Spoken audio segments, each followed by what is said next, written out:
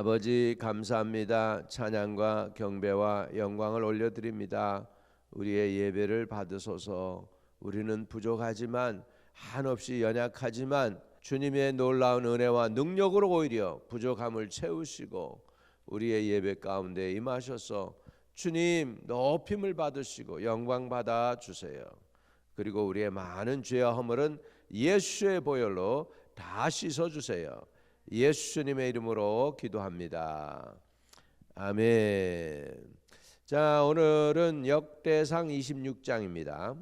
거기 이름들이 무지 많이 나와요. 이름들이 많이 나오는데 오늘은 한 인물을 그리고 그 가족을 포커스해서 보겠습니다. 역대상 26장 오늘은 4절과 5절을 보도록 하겠습니다. 역대상 26장 4절과 5절입니다. 오벳 에돔의 아들들은 맏아들 스마야와 둘째 여호사밧과 셋째 요아와 넷째 사갈과 다섯째 느다넬과 여섯째 암미엘과 일곱째 이사갈과 여덟째 부올레데니. 이는 하나님이 오벳 에돔에게 복을 주셨습니다. 한번 따라합시다. 하나님이 오벳 에돔에게 복을 주셨습니다. 아멘. 아멘. 그래서 오늘 오벳 에돔에 관해서 복받은 오벳 에돔에 대해서 보려고 합니다. 왜 하나님이 오벳 에돔에게 복을 주셨을까? 역대상 13장 14절도 보겠습니다. 역대상 13장 그 앞으로 가면은 오벳 에돔이라는 사람이 나오는데 오벳 에돔의 뜻은 에돔의 종이라는 뜻이에요. 에돔의 종이다. 리더긴 리더인데 우리는 그래서 주의 종들을 종이라고 그러죠. 그런데요, 뭐의 리더냐 하니까 에돔 사람의 리더예요. 그러니까 오벳 에돔은 유대인이 아닐 수가 있어요. 그리고 레위인이 아니에요. 그런데 하나님의 제사장 족속 레위인들이 하는 일을 맡을 수 있도록 했다는 거죠. 그 이유가 뭘까? 자, 역대상 13장 14절입니다.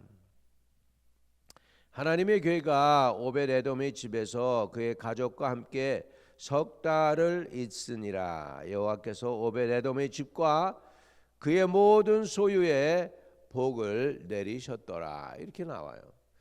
지금 오벳 에돔이 복을 받았다는 얘기가 그 많은 그 레위인들 가운데 쫙 그 많은 제사장들 가운데 쫙 있는데 오벳 에돔에게 복을 줬다는 얘기가 구체적으로 몇 번이 나오고 있어요. 딴 사람들은 그런 게 없어. 그냥 그렇게 직위만 받았다, 반열에 들어갔다 이런 얘기는 하는데 복을 주셨다. 근데 무슨 복이냐? 여호와께서 오벳 에돔의 집과 그의 모든 소유에 복을 내리셨다 이렇게 말씀하고 있습니다. 이것을 보면은 뭔가 다윗하고 연결이 되는 것 같은데 어떻게 이게 연결이 됐을까? 자, 사실은 그렇죠. 이제 언약궤를 갖다가 다윗이 다윗성에 모셔오려고 그러는데 본래 언약궤는 제사장들이 어깨에 매야 되는 건데 뭐 누구한테 배웠느냐 하면 블레셋 사람들이 언약궤가 가는 곳마다 재앙이 임하는 거예요. 그래가지고 전염병이 돌아가지고 사람들이 막 죽으니까 그냥 여기서 우리 못 가지고 있겠다고 그래서 가자로 가고 가자 돼서 아스도스로 가고 뭐 이렇게 해가지고 에스글론으로 가고 뭐 이런 식으로 해가지고 뺑뺑뺑뺑 돌려요. 그래가지고 언약궤가 가는 곳마다 재앙이 일어나. 그러니까 도저히 자기네들이 이 언약궤를 가지고 있을 수가 없으니까 달구지에다가 언약궤를 올려놔가지고서 도로 이스라엘 백성에게로 보내줍니다.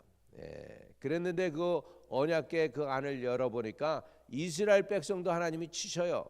그래가지고서는 이 언약궤 가지고 그냥 뭐라고 그래야 되나 무소하는 그런 존재가 돼버렸어요. 그래가지고 장막에 그렇게 거해 있다가 결국은 이제 다윗이 다윗 성으로 언약궤를 모셔오기를 원하는 거죠. 언약궤는 누가 블레셋에게 뺏겼냐면 엘리 제사장의 아들들이 빼앗겼어요. 엘리 제사장의 아들들이 둘 다 전쟁에서 죽고 그 소리를 듣고 언약궤가 뺏겼다는 그 얘기를 들으니까 엘리가 비둔해가지고 엘리는 의자에 앉았다가 쓰러져가지고 목뼈가 부러져서 죽고, 그러니까 엘리의 며느리가 애를 낳는데 결국은 상관치도 않고 한 소리를 합니다. 그 아들의 이름을 뭐라고 지을 거냐 그러니까 이카봇이라고 그러죠. 이카봇. 카봇이라는 게 하나님의 영광이거든요. 이시라고 하는 것은 영광이 없어졌다. 그러니까 이카봇 하니까 하나님의 영광이 떠났다라고 하는, 그렇게 소리를 지르면서 며느리도 죽습니다. 그래서 엘리 제사장 가문이 아주 그냥 멸문지화해요. 근데 하나님이 그 엘리를 심판한 이유가 뭐냐면 자식들을 하나님보다 더 사랑해서 자식들의 교육을 안 시켰다는 거예요. 그거에 대한 심판이었습니다. 이렇게 됐는데, 그래가지고 언약궤를 블레셋에게 뺏겼다가 이제 결국은 블레셋 사람들이 못 견디니까 그 언약궤를 다시 이스라엘 사람들한테 보내는데 달구지에다가 올려놓고서 보낸 거예요. 그러니까 그 방법을 똑같이 써가지고 다윗성으로 가지고 올라다가 언덕에서 소들이 뛰니까 언약궤가 쓰러지니까 아마 우사가 그걸 막으려고 그랬겠죠. 그러다 보니까 그냥 우사가 찢어져서 죽습니다. 그래서 베레스 우사, 하나님이 우사를 쳤다 그래가지고 다윗이 언약궤를 자기 집으로 갖고 오기를 꺼려하죠. 그래가지고 언약궤를 누구네 집으로 대신 가져가냐면 오벳 에돔의 집으로 가져가게 된 거예요. 그래서 13장 14절 하나님의 13절 봅니다. 역대상 13장 13절에 다윗이 궤를 옮겨 자기 있는 다윗성으로 메어드리지 못하고 그 대신 가드 사람 오벳 에돔의 집으로 메어 가니라, 이렇게 된 거예요. 가드는 지금으로 말하면은 블레셋 땅이에요. 그래서 가드 사람 오벳의 집으로 메어 가니라. 아마 가드 사람이지만 예루살렘 성 안으로 들어온 사람 같아요. 이래가지고서는 결국은 거기에 있는데 오벳 에돔의 집이 하나님께서 복을 주셨다는 거죠. 왜 하나님이 오벳 에돔에게 복을 줬을까? 첫째, 사람들은 이제 다, 심지어는 다윗까지도 하나님의 언약궤가 오는 것을 두려워해요. 그래가지고서는 안 가지고 갈 때 계산하지 아니하고 언약궤를 자기 집으로 모십니다. 우리가 하나님을 예배하고 섬길 때 이해타산하는 거는 선악가 따먹어서 하는 거예요. 이해타산을 하면 안 돼. 하나님 앞엔 계산이 없어요. 왜? 우리 주님은 그 자기가 가진 거 전부 다 주셨어요. 생명 주셨어요. 목숨을 주셨어요. 그보다 귀한 게 없죠. 피도 다 쏟아 주셨어요. 다 주셨어요. 근데 그런 주님을 섬기는데 우리가 머리로 계산할 때가 많잖아요. 근데 오벳 에돔은 그냥 이런 어려움이 있는데 그럼에도 불구하고 자기 집으로 메어 갔어요. 오벳 에돔의 집으로 메어 가니라. 그리고 나니까는 계산하지 않은 오벳 에돔, 그리고 조건도 달지 않았어요. 그리고 위험하다는 거 알아요. 그럼에도 불구하고 오벳 에돔의 집으로 언약궤를 모신 거에 대해서 하나님께서 복을 주신 것 같아요. 우리는 주님을 예배할 때 계산하지 말고 조건 붙이지 말고 위험하다고 할지라도 우리가 하나님을 예배하는 데 있어서 하나님만을 바라보고 성실하게 예배할 수 있어서 주님이 받으시는 예배가 되시기를 주의 이름으로 축복합니다.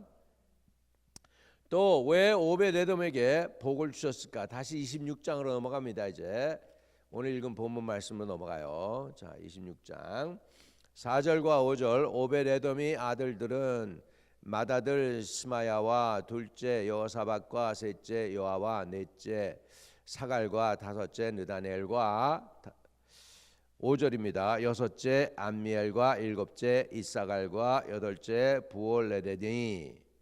이는 하나님이 오벳 에돔에게 복을 주셨습니다. 다 이 얘기는 뭐냐면 자식들을 많이 주신 것도 복이라는 거죠.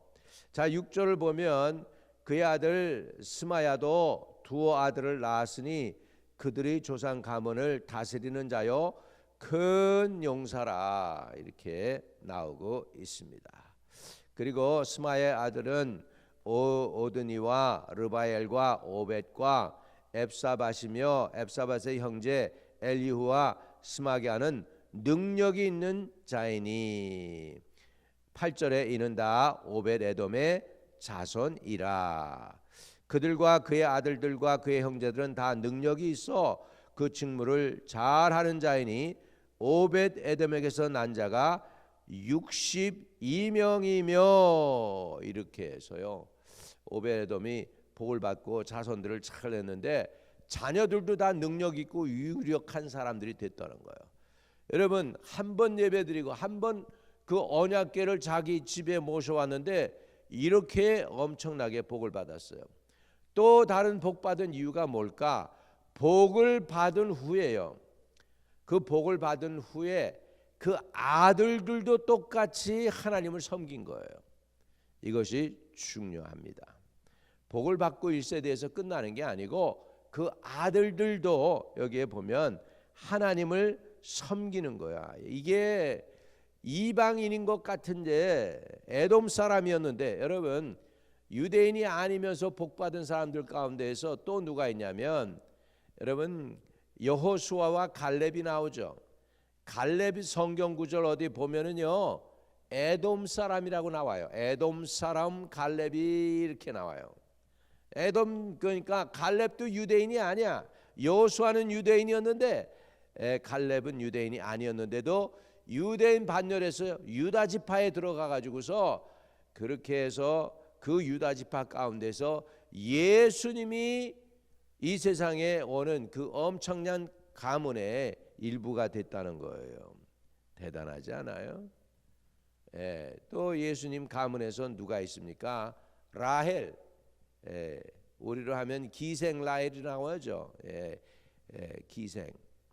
그거 나쁜 말로 하면 창녀잖아요. 창녀 출신인데도 불구하고 하나님이 은혜를 주시니까 예수님 가문에서 라헬을 통해서 또 나오기도 하고 룻 이방 여인 룻 통해서도 그 가문에서 쭉 보면 이렇게 이런 사람들을 통해서 주님이 오시는 길을 예비하는 것을 볼 수 있습니다. 여기 오벳에돔은 하나님의 임재 하나님의 언약궤를 자기에게 모신 것이 이렇게 엄청난 복을 받게 한 줄로 믿습니다. 여러분의 집안에 하나님의 임재가 임하기를 바랍니다. 하나님이 여러분의 예배를 받으시고 예배가 여러분 교회에서 예배만 드리는 게 아니라 가정이 예배가 드리는 처소가 되고 그래서 가정은 교회 같은 가정이 되고 교회는 또 가정 같은 교회가 되는 그런 복을 저와 여러분이 누릴 수 있기를 바랍니다. 오벳에돔은 계산하지 않았다. 오벳에돔은 언약궤가 자기 집에 들어오는 것에 대해서 조건을 달지 않았다. 오벳에돔은 우사가 죽는 그런 걸 보면서 두려웠었겠죠. 위험한 거 알아요. 그럼에도 하나님의 임재를 자기 집으로 모셔오는데 반대하지 않았습니다. 그래서 하나님이 복을 줬어요. 그건 복을 줬는데 그 다음에 문제야. 그 다음에 많은 사람들은 복 받고 주님 떠나요. 그런데 오벳에돔의 이 가문들을 보세요. 이 자녀들을 보세요. 그 스마야는 능력이 있는 자니 이는 다 오벳에돔의 자손이라. 그들과 그의 아들들과 그의 형제들은 다 능력이 있어 그 직무를 잘하는 자니 오벳에돔에게서 난 자가 62명이며 이렇게 해서 복을 받았어요. 복을 받고 나서 그 다음에 어떻게 했느냐? 또 하나님을 섬겼어요. 여러분 우리가 복을 받고 하나님에게서 멀어질 수 있어요. 성공한 후에 마음이 변할 수 있는데 오벳에돔의 가문은 그렇지 않았다. 한결같이 하나님을 섬겼다. 이것이 복받는 비결입니다. 여러분 대뿐만 아니라 여러분 다음 세대 아들 딸 세대에도 예수 잘 믿는 명문 가문을 이루는 복을 저와 여러분에게 허락해 주시기를 주님의 이름으로 축복을 드립니다. 거룩하신 아버지 하나님, 오벳에돔은 언약궤가 자기 집으로 들어올 때에 계산하지 않았습니다. 조건도 달지 않았습니다. 우사가 죽는 걸 보면서 두려웠을 텐데 그럼에도 불구하고 자기 집에 하나님의 임재인 언약궤를 모심으로 인하여 그 집과 가문이 복을 받았습니다. 복 받고 또한 그 받은 복을 가지고 더 하나님을 섬기도록 그 모든 자손이 하나님 나라에 충성했나이다. 우리 대뿐만 아니라 우리 다음 세대도 주님을 섬기며 충성하는 하나님의 일꾼들, 하나님의 종들이 다 되도록 복을 주세요. 하나님 아버지, 우리 성도들에게 복을 주세요. 이번 주도 주의 성령 충만함으로, 말씀 충만함으로 진리를 따라서 믿음 생활로 승리하는 주의 백성들 되게 해주시고, 새벽을 깨우리로다 하신 하나님, 새벽에 주님 우리를 깨워주시니 감사합니다. 또한 새벽에 도와주리라 하신 하나님께서 새벽에 이 아침에 기도의 응답으로 우리와 함께 해 주시옵소서. 예수 그리스도 이름으로 기도합니다. 아멘. 하늘에 계신 우리 아버지여, 이름이 거룩히 여김을 받으시오며 나라에 임하옵시며 뜻이 하늘에서 이룬 것 같이 땅에서도 이루어지이다. 오늘날 우리에게 일용할 양식을 주옵시고, 우리가 우리에게 죄 지은 자를 사하여 준 것 같이 우리의 죄를 사하여 주옵시고, 우리를 시험에 들지 말게 하옵시며 다만 악에서 구하옵소서. 대개 나라와 권세와 영광이 아버지께 영원히 있사옵나이다. 아멘. 아멘.